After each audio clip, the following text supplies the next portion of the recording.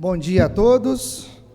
É um privilégio novamente estarmos juntos, tendo a oportunidade de meditarmos na palavra do Senhor. Nós temos pensado no livro do profeta Isaías, nós temos visto através de um agrupamento de capítulos, tendo uma visão panorâmica a respeito desse livro, a respeito do profeta e das profecias que ele vem falando com o povo de Israel. Nós meditamos anteriormente numa série de capítulos e nós paramos no capítulo 32. Deus permitindo, hoje nós veremos 32, 33 e 34 desse livro de Isaías. O profeta continua com foco dentro de Jerusalém, ele ainda está falando para Jerusalém nestes capítulos, e vamos fazer uma leitura no capítulo 33. Nós vamos ler até o verso 16 apenas, e meditarmos um pouco no que o Senhor tem a nos falar. Vamos lá, Isaías 33, a partir do verso 1. Ai de você, destruidor, que ainda não foi destruído. Ai de você, traidor, que ainda não foi traído. Quando você parar de destruir, será destruído. Quando parar de trair, será traído. Senhor, tem misericórdia de nós, pois por ti esperamos. Se tu a nossa força cada manhã, nossa salvação na hora do perigo. Diante do trovão da tua voz, os povos fogem. Quando te levantas, dispersam-se as nações. Seu despojo, ó nações, será reunido como fazem os gafanhotos novos. Como gafanhotos em nuvem, dele se apoderem os homens. O Senhor é exaltado, pois habita no alto. Ele encherá Sião de retidão e justiça. Ele será o firme fundamento nos tempos a que você pertence, uma grande riqueza de salvação, sabedoria e conhecimento. O temor do Senhor é a chave desse tesouro. Vejam, os seus heróis gritam nas ruas, os embaixadores da paz choram amargamente. As estradas estão abandonadas, ninguém viaja por elas. Rompeu-se o acordo, suas testemunhas são desprezadas, não se respeita ninguém.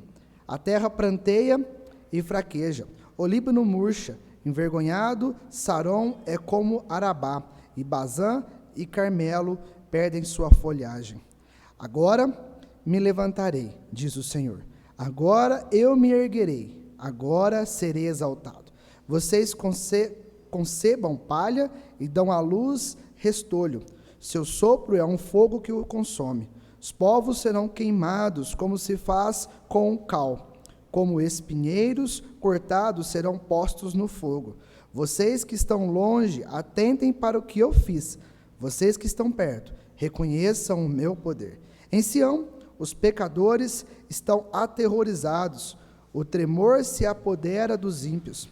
Quem de nós pode conviver com o fogo consumidor? Quem de nós pode conviver com a chama eterna? Aquele que anda corretamente e fala o que é reto, que recusa o lucro injusto, cuja mão não aceita suborno, que tapa os ouvidos para as tramas de assassinatos e fecha os olhos para não contemplar o mal. É esse o homem que habitará nas alturas. Seu refúgio será a fortaleza das rochas. Terá suprimento de pão e água não lhe faltará. Que o Senhor possa abençoar na meditação da sua palavra.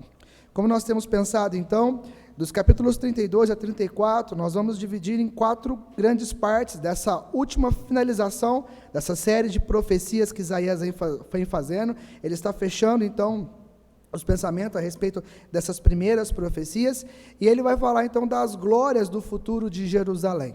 Ele tem anunciado, ele tem falado tudo o que o Senhor faria com aquele povo, com aquela nação. Ele trata com o reino do norte, depois ele trata com o reino do sul, depois ele trata com todos os povos que vivem ao redor ali, como Deus derramaria seu juízo. Depois o foco volta novamente para Jerusalém, e agora ele vai falar das glórias do futuro de Jerusalém. Então, dos capítulos 32, ele vai falar, então, que vai exigir um rei que vai governar. No capítulo 33, ele vai falar da libertação do povo de Jerusalém. No capítulo 34, ele vai falar, então, que o mundo pecador será punido, será julgado. E no capítulo 35, ele vai finalizar o reino glorioso que será estabelecido. Ok? Quando nós pensamos na primeira parte, na primeira série do capítulo 32, então, Isaías vai tratar alguns pontos do governo do rei. Ele vai tratar algumas características de como vai ser o governo do Messias, né? O governo desse rei. Inicialmente é interessante a gente notar como ele vem crescendo os pensamentos, como ele vem crescendo. Primeiro ele fala de um rei, né? Um rei virá governar. Depois ele já trata como o rei irá governar. E por último ele finaliza os pensamentos como o nosso rei. Né? Isso é interessante a gente pensar como ele está tratando a questão da posição do Messias, da posição do reinado do Senhor Jesus Cristo. Né? Para alguns, vai ser justamente um rei que vai estar governando. Para nós, o povo de Deus, vai ser o rei que estará governando. Não é qualquer rei, mas o rei dos reis. Né? O Senhor, o Todo-Poderoso, Ele estará aqui governando esta terra. Ele estará reinando no milênio. Ele é o rei no qual todos nós almejamos e esperamos, tanto judeus como gregos, gentios, o mundo. Isaías, ele tenta mostrar a ideia de que todos aguardam um reinado do Senhor Jesus Cristo, inclusive a própria natureza, inclusive todos os animais anseiam por esse reinado do Senhor Jesus Cristo. Né? Então, o rei estará governando. E por último, ele vai pensar na situação de nosso rei, porque nós estamos nos rendendo a esse rei, estamos nos prostrando diante desse rei, nós estamos adorando esse rei, porque ele é o nosso rei. Né? Nós reconhecemos o seu reinado, nós reconhecemos a sua soberania, nós reconhecemos a sua majestade, nós reconhecemos quem ele é, e por isso nós nos prostramos diante do rei. Esse é o nosso rei. E quais as características que Isaías, então, vai apresentar do governo desse rei? Ele fala que esse reino será marcado justamente por retidão, por justiça. Nós vemos na história do povo de Israel que inicialmente começou um povo num sistema de teocracia. Era Deus quem governava, era Deus quem liderava o povo. Mas o povo exigiu diante de Deus que se levantasse um rei. Foi permitido por Deus, então, a se estabelecer um reino sobre o povo dele. Começando por Saul, e depois veio Deus estabelecendo um reinado através de Davi, e através de Davi, Deus então estipulou uma dinastia, Deus então determinou que seria da linhagem de Davi o Messias, o rei dos reis, aquele que viria governar eternamente. E diferentemente de todos os reis que pisaram nessa terra, o reinado será marcado por retidão, por justiça. Né? Diferente de outros reis do passado, o qual o reinado foi marcado por corrupção, o reinado foi marcado por traição, o reinado foi marcado por injustiça, o reinado foi marcado por um rei que abandonou os caminhos do Senhor, que se virou as costas para Deus, que desprezou o Senhor. No reinado do Senhor Jesus Cristo, não. Esse reino é marcado por retidão e justiça. Todos os povos serão guiados desta forma. Os povos viverão segundo esse padrão de retidão e de justiça, dominados, imperados, liderados pelo Senhor Jesus Cristo. Né? Ele será marcado também como um reinado numa pedra de refúgio, ou um rio refrescante, né, conforme diz o profeta. As pessoas terão ali aonde se descansar, aonde apoiar a sua esperança, aonde depositar a sua confiança, né? Será um refúgio. Ali não haverá guerras, ali não haverá dores, ali não haverá sofrimento, ali não haverá nada de ruim, né? É realmente um refúgio, um tempo de paz, um tempo de esperança, né? Ali há refrigério, né? Do Senhor Jesus Cristo fluirá o refrigério, né?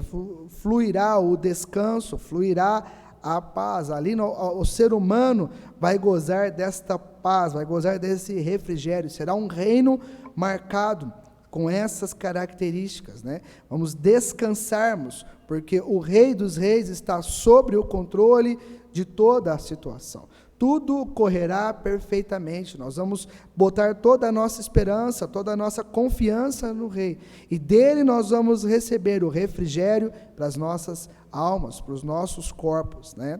Vai vai ser um reino marcado por uma transformação espiritual.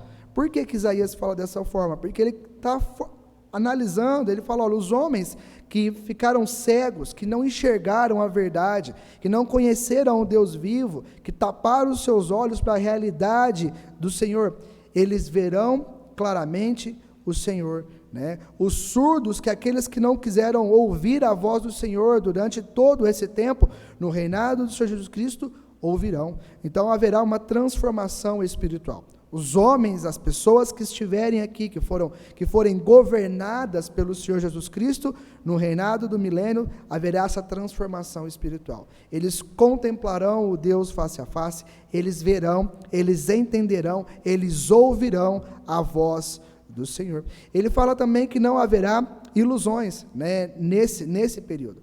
Em que sentido Isaías usa essa característica? Ele começa a fazer comparações e ele fala, olha, o mundo hoje em dia vive numa ilusão.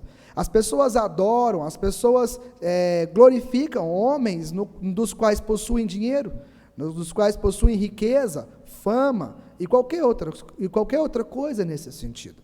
E essas pessoas são exaltadas pelos homens, né? São colocadas numa posição superior, e as pessoas invejam, as pessoas almejam querer ter aquilo que aquela pessoa tem. Eu quero ser como fulano, eu quero ter riqueza, eu quero ter status, eu quero ter poder nas minhas mãos, eu quero ter fama neste mundo, e no reinado do Senhor Jesus Cristo não, haverá igualdade, não será um reinado marcado por ilusões. Os homens serão todos tratados de forma igual e justa. Não haverá essa ilusão de querer ser como o outro porque ele consegue, porque ele se destaca, ou porque ele supostamente tem uma vida melhor do que a minha. Não, o reinado será de justiça, será de retidão, não terá essa ilusão. Será um reinado marcado por paz e por prosperidade. A paz aqui está ligada justamente ao sistema de guerra, ao sistema de conflitos. Não haverá guerras, não haverá conflitos, tanto espirituais como físicas também, né? A humanidade viverá de forma unida, né? Sem guerras, mas num sistema de paz e de prosperidade. Voltamos. Quando chegamos no capítulo 33, então, de Isaías, o texto no qual nós lemos, Isaías está falando da libertação de Jerusalém. Então, inicialmente, ele leva o povo a olhar lá para o futuro, lá para o milênio, e está falando, olha o que Deus vai fazer com Jerusalém no milênio, olha os planos de Deus para o futuro no milênio, olha o que Deus tem prometido, olha o que Deus tem programado para o povo no milênio. E agora ele volta à realidade, para os tempos que estavam ali batendo às portas de Jerusalém. Bom, Jerusalém está vivendo sob o ataque da Síria, né? E Deus então vai fazer um ai contra Senaqueribe, o rei da Síria. A Síria vem como um rolo compressor, destruindo todas as nações que estão ao seu redor, conquistando tudo que está à sua frente. O exército está cada vez mais poderoso, a nação está cada vez maior, está imperando, está dominando todos os povos, e por onde passa, eles vão conquistando, eles vão derrubando todas as nações que estão à sua frente, e a próxima nação com que eles vão guerrear, com que eles vão entrar em guerra, é justamente o Reino do Sul, é justamente Jerusalém. Lembramos que no reinado de Ezequias, ele tinha feito um tratado com o rei da Síria, a fim de que esse tratado político, né, ele tentou comprar essa paz, ele tentou comprar Senaqueribe para que ele não invadisse Jerusalém. Mas isso, infelizmente, não deu certo.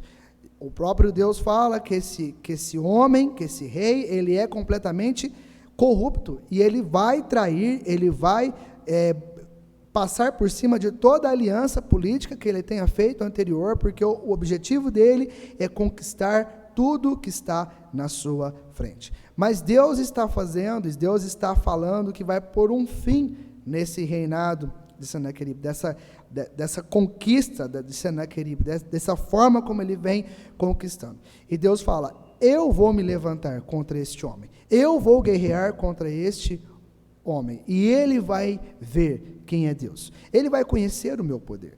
Ele estava zombando de Deus, né? Ele estava zombando de tudo aquilo que Deus poderia fazer pelo povo. Ele adorava, Senaqueribe adorava os seus deuses, e na sua adoração aos seus deuses, ele falava que não existia outros deuses maior no qual ele adorava, no qual ele exaltava, no qual ele servia, porque esse Deus a qual ele servia estava dando em suas mãos tudo o que ele queria. E o motivo da conquista, o motivo do poder era justamente vindo desse Deus ao qual ele servia. Mas Deus está dizendo para Jerusalém: eu vou colocar um fim nessa história. Eu vou me levantar contra Senaqueribe. Ele vai ver a minha força, ele vai ver o meu poder. Senaqueribe vai colher o fruto do pecado que ele mesmo tem plantado. Isaías vai falar de uma oração que o remanescente fiel estava fazendo diante dessa situação. O texto no qual nós lemos é uma profecia, mas o povo, aquele que era fiel ao Senhor, conhecia essa profecia, tinha dado ouvidos a essa profecia. E eles então, através das palavras dessa profecia, eles fizeram dessa profecia a sua oração, clamando ao Senhor para que Deus os livrasse da Síria, para que Deus os protegesse da Síria. E Deus está dizendo: eu vou ouvir a oração de vocês, por amor a vocês, eu vou me levantar contra o rei da Síria, por amor a Davi, porque Deus estipulou, porque Deus determinou que através da linhagem de Davi viria o Messias, viria o Salvador, ele colocaria o Senhor Jesus Cristo no trono e ele reinaria sobre aquele povo, sobre todas as nações. E Deus está falando, por amor a Davi, por ter que executar esses planos, porque eu preciso de cumprir tudo aquilo que eu tenho planejado, tudo aquilo que eu tenho almejado para o meu povo, para que o futuro que eu espero, para que o futuro que eu planejo seja possível, eu então me levantarei e lutarei contra Senaqueribe. Não porque o povo em si era de uma forma geral obediente ao Senhor, não porque o povo como um todo exaltava de coração e era fiel ao Senhor, ao contrário disso. Nós vemos que o povo virou as costas para Deus, desprezou a Deus. O povo preferiu confiar numa aliança política do que confiar no próprio Deus. O povo preferiu fazer tramas pessoais para que pudessem gozar de paz do que desfrutar da paz que vem do Senhor. O povo parecia um povo completamente fiel ao Senhor, aos olhos físicos, né? Mas Deus mostra, através de todos os capítulos anteriores, que não passava de um sistema religioso. Eles cumpriam a lei, eles faziam ofertas, faziam sacrifícios, mostravam-se aparentemente como piedosos, mas no fundo não estavam, de fato, com um compromisso sincero diante de Deus. Não era de fato um coração quebrantado diante de Deus. Não era de fato pessoas que estavam ali adorando ao Deus de coração, mas sim um sistema religioso que imperava sobre Jerusalém. E Deus vai ouvir a oração desse remanescente fiel. E Deus vai se levantar contra o rei da Síria. E o rei foi completamente humilhado. Todas as nações do mundo pôde ouvir a falar dessa batalha. Senaqueribe, aquele exército inteiro se levanta contra Jerusalém. O povo todo preso dentro dos muros de Jerusalém. Aquele povo estava amedrontado. O exército de Jerusalém estava todo amedrontado, não sabia o que fazer, porque estava lá fora o grande império da Síria contra eles, e eles vinham derrotando, eles vinham destruindo tudo, e em uma noite, Deus acabou com todo aquele exército. Senaqueribe saiu humilhado daquela batalha, foi morto justamente dentro do templo dos seus deuses. Uma humilhação completa. Deus se levantou, Deus libertou Jerusalém das mãos da Síria. Todo o mundo pôde contemplar o poder de Deus. Todo mundo pôde exaltar Deus. Deus foi exaltado. Todos reconheceram o que Deus fez por Israel, o que Deus fez por Jerusalém. Todos pôde contemplar com seus próprios olhos a ação de Deus na batalha contra a Síria.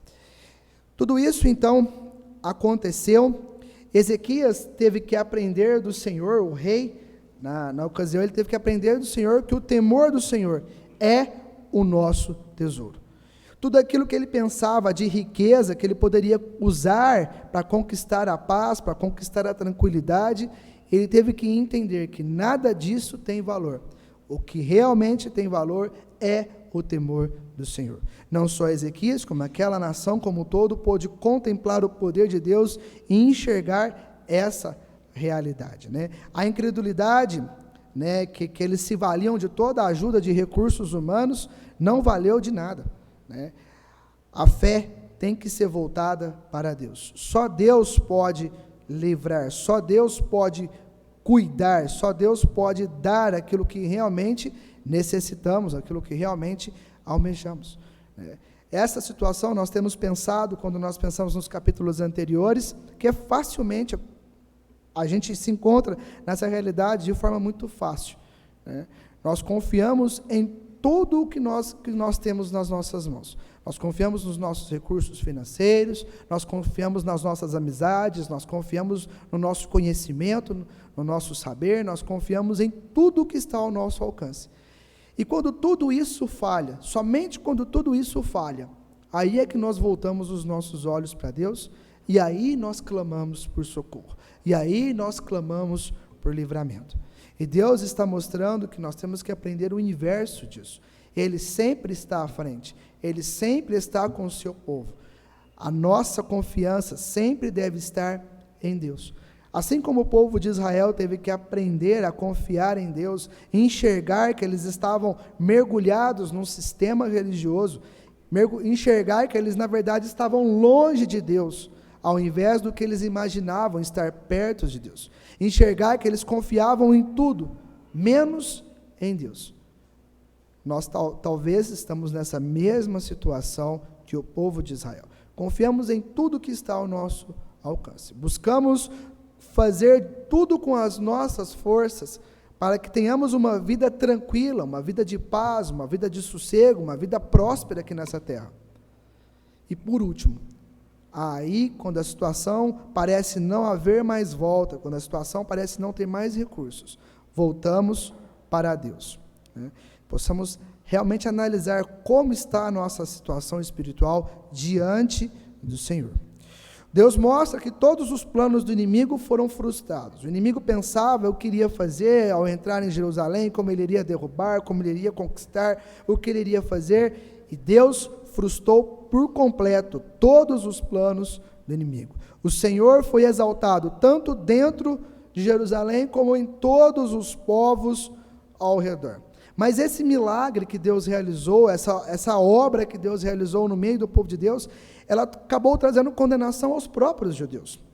Ora, se Deus estava mostrando, se Deus estava se posicionando como Ele tratava o pecado, como Ele tratava a questão do incrédulo, como ele punia a injustiça, como ele punia a imoralidade, como Ele punia todo o sistema religioso, agora o povo de Jerusalém, os judeus, então, abrem um grande sinal de alerta para eles. Se eles não mudassem, caso eles não reconhecessem o seu estado, caso eles não se arrependessem da sua condição espiritual e voltassem para Deus novamente, essa mesma ira cairia sobre eles. Nós vemos, através das profecias, através da história, que tudo isso se cumpriu. O povo não se arrependeu, o povo não se curvou diante do Senhor, manteve-se rebelde contra Deus, e posteriormente Deus permitiu então que a Babilônia invadisse Jerusalém e levasse aquele povo cativo, porque tudo o que Deus fez para eles, mesmo assim, eles não se dobraram diante do Senhor. Eles não abandonaram o seu sistema religioso. Eles não confiaram no Senhor plenamente. E a ira do Senhor novamente se acendeu contra aquele povo. Quantas vezes nós vemos situações acontecendo ao redor das nossas vidas? E quantas vezes nós vemos Deus operando um milagre em nossas vidas? Quantas vezes Deus nos livra de situações terríveis? Quantas vezes Deus nos recupera de situações que os médicos desenganam a gente, ou alguém da nossa família, né? Filhos, filhas, pais, enfim.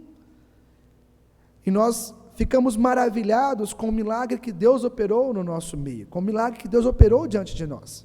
E qual que é a nossa reação diante disso? Nos curvamos, nos prostramos diante do Senhor, voltamos para Deus, ou simplesmente ignoramos com o passar do tempo aquilo que fez, menosprezamos a ação de Deus, menosprezamos o poder de Deus, menosprezamos como Deus realmente trata o pecado e continuamos as nossas vidas mergulhadas no pecado, desprezando a Deus, virando as costas para o Senhor, como se tudo tivesse tranquilo, como se tudo tivesse bom, como se tudo tivesse em ordem, como se a casa estivesse limpa, perfeita. Bom, Isaías continua. Ele vai, nessa discurso de Isaías, quando ele chega no capítulo 15, ele está falando do temor, né? Ele fala, olha o que Deus fez, olha o poder de Deus, olha a grandeza de Deus. Então ele fala, mas quem que pode conviver com um Deus assim? Quem que pode estar diante de um Deus santo desta forma? E no verso 15 do capítulo 33, ele vai citar a característica da pessoa que pode estar na presença de Deus. Ora, assim como esse verso de Isaías, e assim como toda a lei de Deus, o padrão é extremamente alto. E a pergunta é, quem pode atingir tal padrão? A resposta? Ninguém. Nenhum ser humano está de acordo com esse padrão. Nenhum ser humano consegue atingir esse padrão. Nenhum religioso, no melhor sistema religioso possível, consegue chegar perto desse padrão. Nenhum homem que aparentemente possa parecer o homem mais piedoso chega perto de um padrão tão alto assim. É óbvio que Deus está querendo mostrar para o povo. Deus está querendo mostrar que ninguém, de fato, é digno da sua própria presença. Ninguém é digno de estar na presença de Deus. Ninguém é digno de receber de Deus qualquer coisa. Mas Deus, através da sua misericórdia, Deus, através da sua glória, Deus, através do seu perdão, do seu amor, então proporciona uma forma pelo qual o homem possa estar na sua presença. E isso só é possível através de um Salvador. Isso só será possível através de um Messias. Isso só será possível através de um sacrifício. Isso só será possível através de um substituto. Alguém que pague pelos meus pecados. Alguém que me torne limpo. Alguém que me torne aceitável diante de Deus. Porque eu, por conta própria, jamais serei aceito por Deus na situação em que eu me encontro. Eu jamais terei forças, terei capacidade para produzir alguma coisa digna para me tornar apto a estar na presença de um Deus assim. Isaías então mostra que o governo será feito pelo Messias, né? No fim dos tempos, lá no final da história, Jerusalém será governada pelo Messias. Né? Isaías está falando, olha, é como se fosse um barco, né? Como se fosse um navio, ele quase afundou, mas Deus protegeu, mas Deus guardou este navio, para que ele atravesse por toda essa tempestade, e lá no final da história, ele possa navegar em águas tranquilas. Deus está mostrando tudo o que ele vai fazer com o povo, Deus está revelando tudo o que ele vai fazer com aquela nação, porque lá no fim, quando toda essa tempestade, quando tudo isso acabar, esse barco vai navegar em águas tranquilas. Isaías continua então falando a respeito dos finais dos tempos, né? O foco agora, ele está olhando lá para o final dos tempos. E ele vai mostrar que todo mundo, que todo pecador será julgado, né? Não é só a questão da Síria que Deus vai julgar. Não é só a questão daqueles inimigos ao redor que Deus vai julgar, mas todo o mundo será julgado. Isaías usa o exemplo de Edom, né, do que Deus fez, do que Deus fará, e ele vai mostrar como Deus irá tratar a questão do pecado no final dos tempos. Desde todas as profecias, né, Isaías e até Apocalipse, nós vemos a expressão do dia do Senhor, né?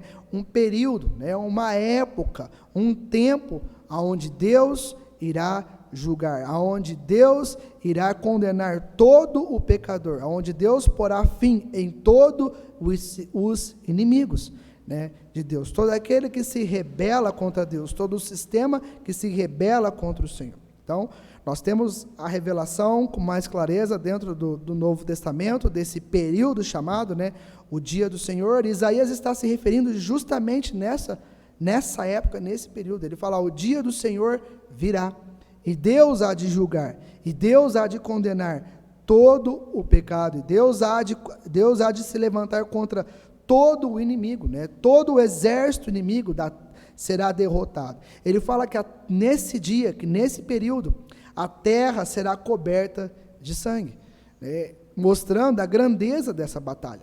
Essa batalha vai ser grande, essa batalha vai ser tremenda, né?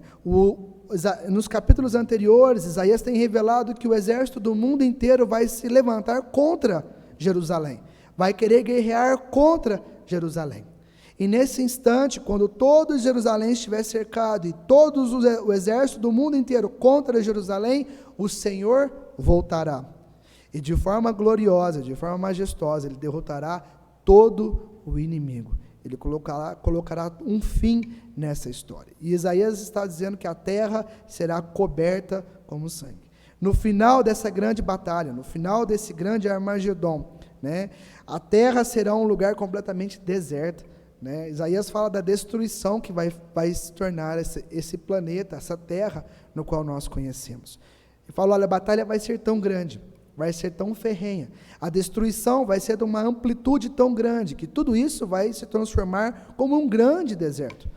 Você vai olhar para os lados e tudo que você vai ver é um país, é uma nação, é uma terra, é um continente completamente devastado, numa situação de deserto. Nós podemos imaginar o cenário do fim dessa batalha, né? Quando nós vemos guerras, né? Quando nós vemos documentários sobre guerras, imagens de lugares aonde cessou a guerra, nós vemos a destruição naquele lugar. Nós vemos como aquilo se torna improdutivo, tudo que estava ali foi destruído, foi bombardeado, foi queimado, e sobrou só ruínas. E é isso que Isaías está querendo mostrar no final dos tempos, né? Quando o Senhor se levantar nessa batalha contra todo esse sistema pecaminoso, contra todos os inimigos. Ele falou: um deserto vai sobrar de tudo isso. Entramos então no capítulo, na parte final dessa sessão profética.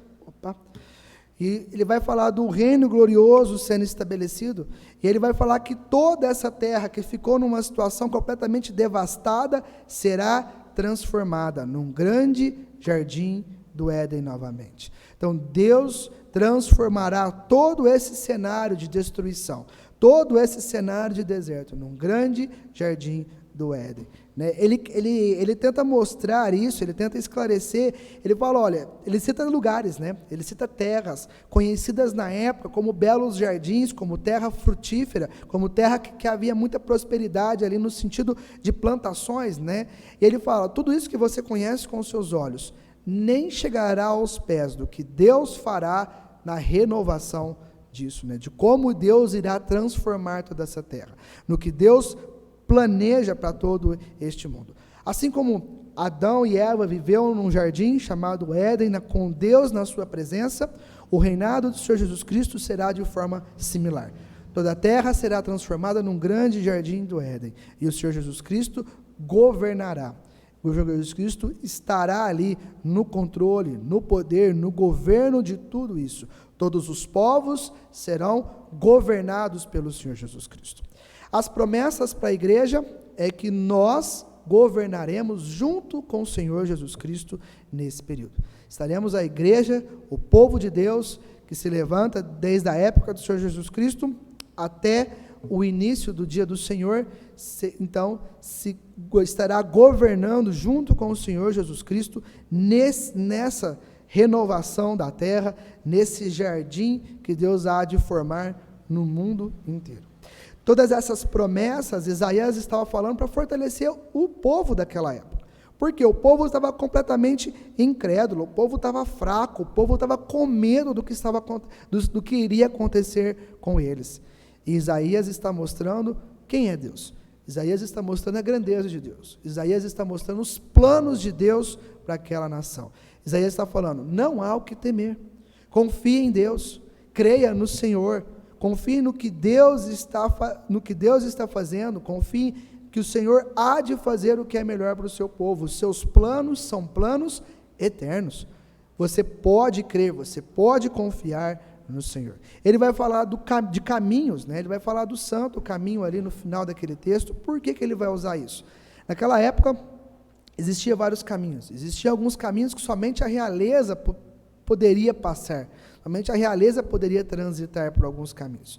Mas Isaías está falando que justamente no governo, no reino do Senhor Jesus Cristo, todos vamos poder trilhar por esses caminhos. Todos vamos ter acesso, né, a nação, o povo como um todo, vai ter acesso ao reinado do Senhor Jesus Cristo. Vai ter acesso ao trono do Senhor Jesus Cristo. Ou seja, vai ser um reinado onde o mundo terá acesso ao rei, né? Os homens que forem governados pelo Senhor Jesus Cristo vão ter acesso ao trono, poderão estar diante do rei, poderão falar, poderão conversar, poderão ter essa intimidade com o rei. Finalizando esse trecho, essa primeira etapa profética, então, nós podemos pensar numa situação.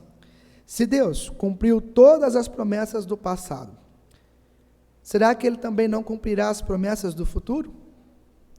Que dúvida que nós temos que Deus há de cumprir alguma de suas promessas? Alguma de suas profecias?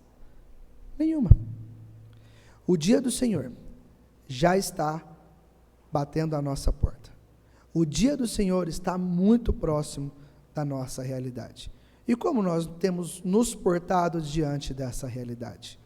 Como que nós temos nos portado diante do Senhor mediante essa realidade? Estamos como um remanescente fiel, crendo no Senhor, confiando no Senhor, nas suas promessas, nas suas palavras? Estamos aguardando ansiosos porque estaremos com o Senhor? Ou continuamos a viver aqui neste mundo como se não pertencêssemos a Deus, fazendo as tramas e planos conforme este mundo vive? Almejamos e queremos aquilo que o mundo pode oferecer. Continuamos com os nossos olhos tapados para a realidade que está diante de nós.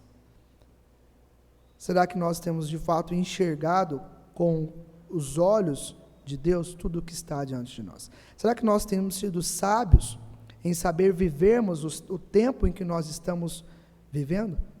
Será que nós temos sido sábios em sermos testemunhas do Senhor para que as pessoas possam enxergar a realidade que estão diante dela?